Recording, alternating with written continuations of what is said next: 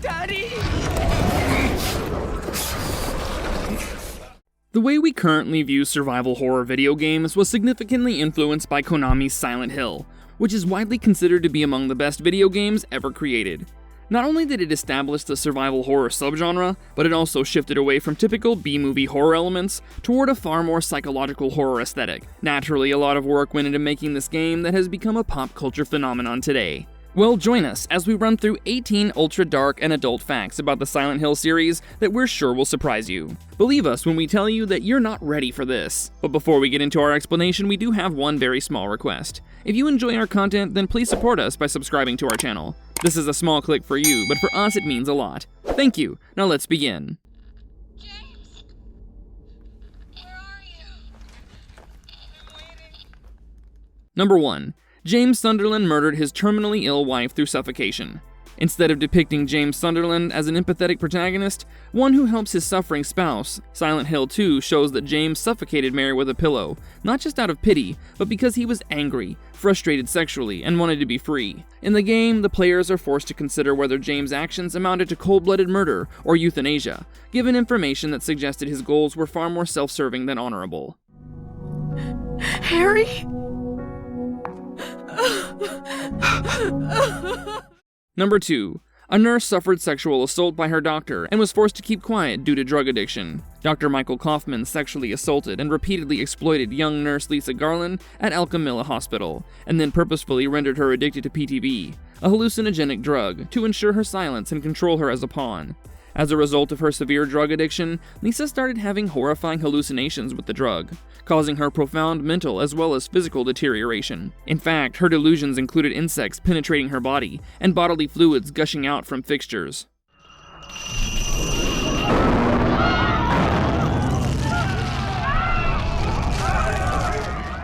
Number 3. 7-year-old Alyssa Gillespie was burned as part of a cult ritual. Alyssa's mother, Dahlia Gillespie, was the high priestess of the order, the cult dedicated to bringing their malevolent god into the world. Naturally, Alyssa was born with extraordinary psychokinetic abilities, marking her as the perfect vessel to incubate and birth the deity. Given that the cult believed that the god must be birthed through extreme suffering and hatred, Dahlia performed the ritual of immolation, setting her 7-year-old daughter Alyssa on fire.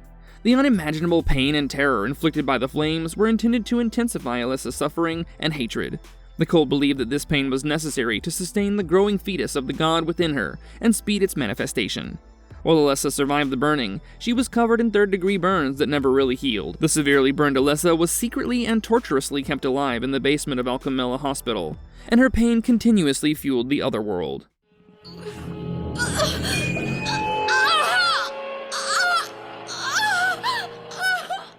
Number 4. A teenage girl is forced to carry a demonic pregnancy against her will in Silent Hill 3. 17-year-old Heather Mason becomes the unwilling host for the rebirth of the cult's malevolent deity, and she's further revealed to be the reincarnation of Alyssa Gillespie. Well, if you ask us, this is one of the most disturbing facts of Silent Hill 3, but what's even more distressing is that the game portrays this as a breach of physical autonomy and forced pregnancy, with the cult seeing her only as a vehicle for their god, rather than as a human being. Hey there, little Walter. Just a little longer now. Number 5. A serial killer murdered 21 victims as part of an occult ritual. Walter Sullivan is probably the best example of how the cult's ideology can turn a troubled person into a hyper-focused agent of death, or, in even simpler words, a killing machine. Believe us when we tell you that this deeply disturbed serial killer's crimes were driven entirely by the twisted occult beliefs of the Silent Hill cult. Why else would he systematically murder 21 individuals, that also included children by the way, as part of a monstrous ritual known as the 21 Sacraments, designed to bring the cult's eventual god to Earth? Billy and Miriam Locane were among Sullivan's victims, who were axe-murdered in their parents' front yard. In fact, Miriam's body was so severely damaged that her mother could only recover fragments of her. Lost? Yeah, I'm looking for Silent Hill. Is this the right way? Yeah.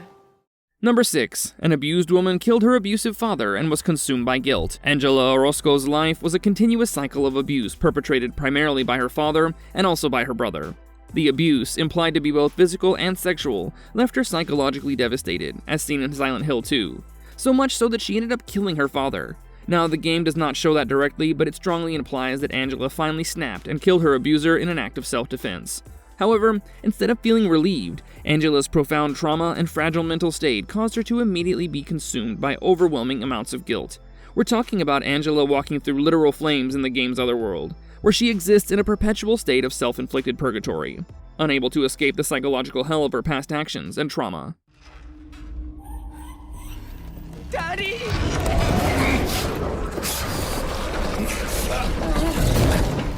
Number 7.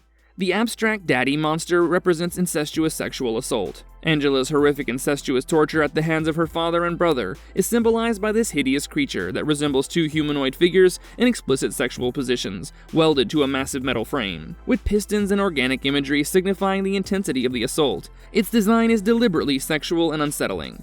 It's safe to admit that the abstract daddy monster is undoubtedly one of the most terrifying examples of a character's severe psychological trauma.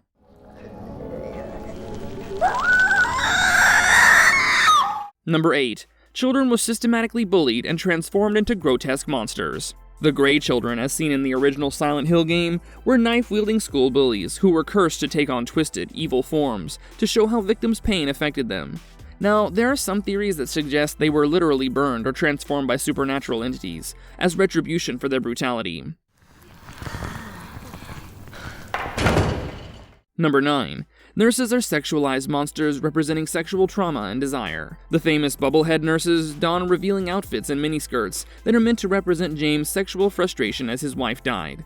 When we say revealing outfits, we'd like to stress that they wear provocative uniforms with exposed cleavage. The heads of the nurses are swollen, bloody, and covered in bandages, something that represents both the failure of medical professionals to save Mary and James' conflicted sexual feelings while she was sick, and his guilt and trauma.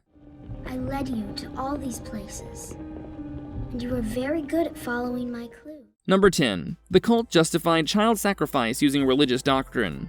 The Order in Silent Hill is based on a warped belief system that justifies abuse by disguising violence under the pretext of salvation. They use the idea that a child's pain is a sacred requirement and that screaming can be turned into the cries of a newborn god to justify torturing children. Good luck, soldier. Thanks. Number 11. A man returned to his hometown to discover he'd been institutionalized. In Silent Hill Homecoming, Alex Shepard thought he was away for 4 years as a soldier, but he was actually in a mental hospital healing from having a breakdown after seeing his brother get killed. His entire perception of reality has been shaped by pain and denial.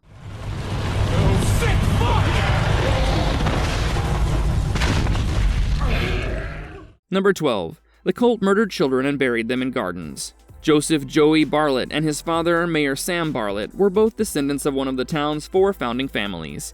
Joey was sacrificed by his own father, who buried him alive in a greenhouse and used a large fertilizer bag to allay suspicions, in accordance with the agreement made by the Order's god. Mind you, all of this was done in order to appease the mysterious entity worshipped by the members of the Order. Also, in case you didn't know this, Joey was ritualistically murdered. He had his body moved and reburied multiple times as part of the cult's bizarre fertility rites.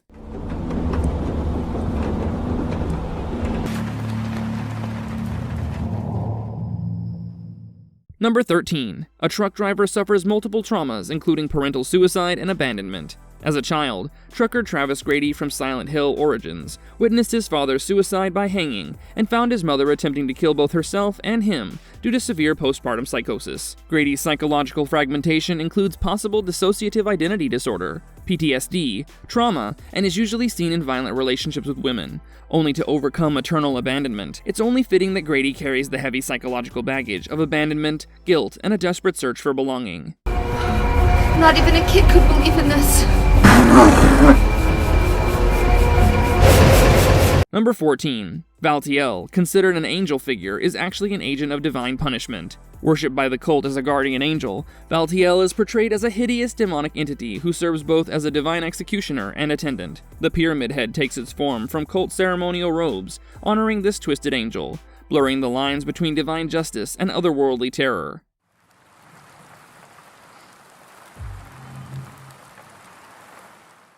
Number 15. A hallucinogenic flower-based drug causes serious psychological deterioration. The flower White Claudia, which is indigenous to Silent Hill, is processed into PTV, which is essentially a drug that causes hallucination along with a total psychological collapse, paranoia, and vulnerability to cult conditioning. In a concerted attempt to manage the population, it is disseminated illegally and secretly.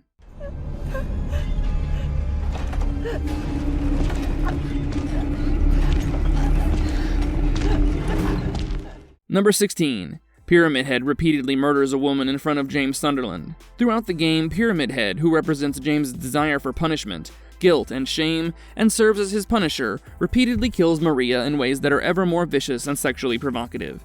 Because Maria is slain in ways that imply sexual abuse, these are portrayed as symbolic sexual assaults that exacerbate James' feelings of sexual guilt and annoyance. Not even a kid could believe in this.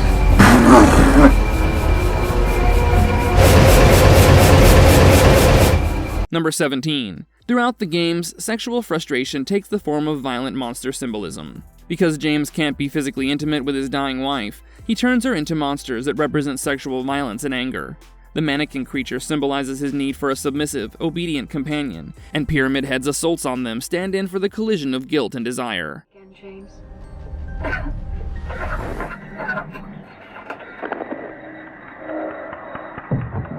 Number 18. The conclusions tend to point to unavoidable trauma and cyclical abuse. The various endings of Silent Hill 2 suggest that characters are caught in vicious cycles of abuse and trauma in the absence of true psychological acceptance. For instance, the Maria ending implies that James departs with his idealized replacement, and that, as with Mary, Maria would soon become ill, compelling James to return to Silent Hill for yet another tormenting cycle. Daddy! Marvelous verdict. Well, that's all for today, and with this, we finally come to the end of our video here. So, who here happens to be a fan of the Silent Hill franchise?